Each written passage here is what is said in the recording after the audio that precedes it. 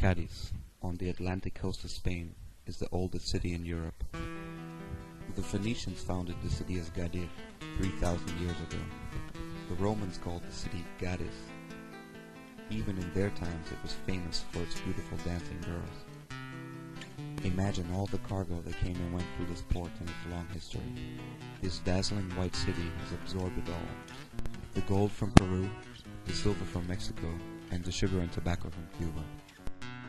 It has seen the slave trade and the darkest parts of the transatlantic connections. Why then did one piece of luggage, my suitcase, become such a mystery here?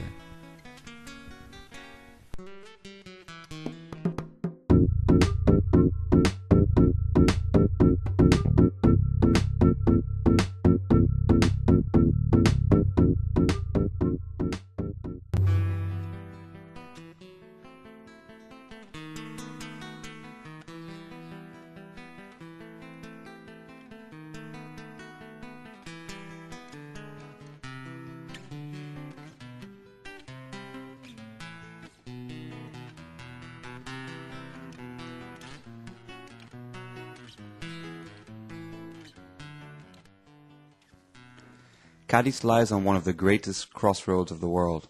Here Europe ends, the Atlantic Ocean looms large, and Africa is at your fingertips. I had made it to my room after a walk through the narrow streets. I don't think anybody had followed or observed me. I hoped not. I had my reasons. You see, every real traveler is a kind of fugitive these days, where everyone is a suspect. For a short moment, I felt safe, even happy. Then the first of a series of mysterious events happened. The suitcase wouldn't open, yet it was mine. It had my initials on it. I tried it again and again, but to no avail. Then I checked the label and read the name, Paxton Armitrade. Now that's definitely not me. No hotel, no address, just a phone number. I might as well try and call it. The number you have dialed is no longer in service. It was too late now to go anywhere. I'd have to go back to the port in the morning. What are the odds of an identical suitcase, belonging to a person with the same initials, traveling on the same ship? Some genius once said, miracles are a reversal of statistics. It sounds great, but not when you're on the wrong side of the miracle. I was upset, but the walk back to the port, in a strong breeze, did me some good. I took in the tropical trees, the spectacular old defense works. I followed the Alameda with its great vistas across the bay, all the way to Rota. Most of all, I smelled and felt the ocean and its salty taste of great adventures.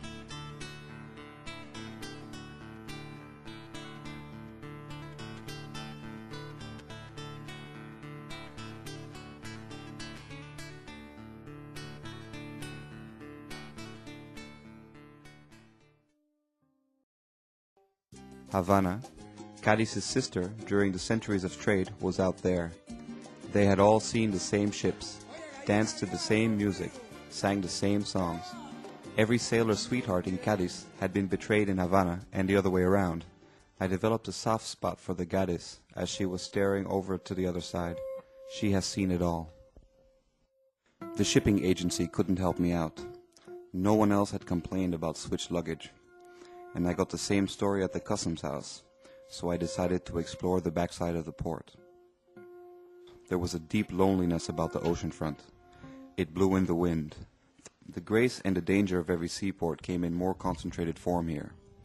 Cadiz was a nude girl looking out over the ocean, but she was surrounded by the rough life of the present, and I took it all in. By now it was getting late, and I returned to the old city in semi-darkness. Its streets and squares became even more of a labyrinth. From the rooftop of my lodging house, the enormous cathedral stood on the ocean shore like a stranded ship from another planet right beneath my room. Old watchtowers, once built to speculate on incoming cargo, stood out over the city rooftops. I stood there for a long time, dreaming and musing before I returned to my room.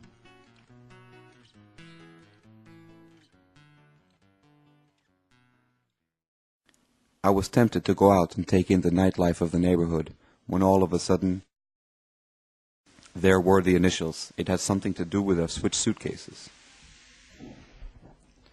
Apart from the smells and shadows, there was no trace of anyone. The wall seemed to have absorbed the messenger.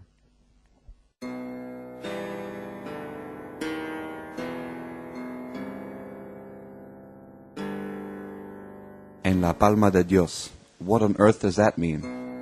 Okay, everything is in the hand of God, sure, but I tortured my brains for a real answer. None came, and I fell asleep. I woke up with a start. What time was it? I needed some fresh air, so I went back to the rooftop. The mysterious message, En la palma de Dios, kept on turning around in my head. The cathedral square was as good as empty now.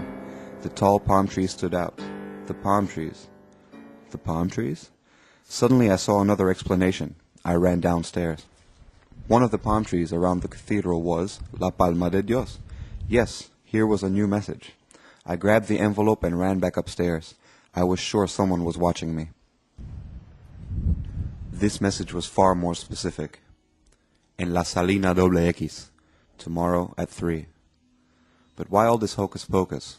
I lay awake well into the night listening to the ocean and the various voices of the city, of lovers and drunks and garbage trucks. La palma de Dios. La palma de Dios. En la palma de Dios. En la palma de Dios. En la palma de Dios. En la palma de Dios. The love of danger runs deep in the blood here. The knives are beautiful and sharp, and they are in use. I had a dream about it. Not really a nightmare, but a dream. About a knife in my hand and a meeting in an abandoned ruin. Inconclusive, as most dreams usually are. But somehow, and I don't really know why, it did feel like a warning.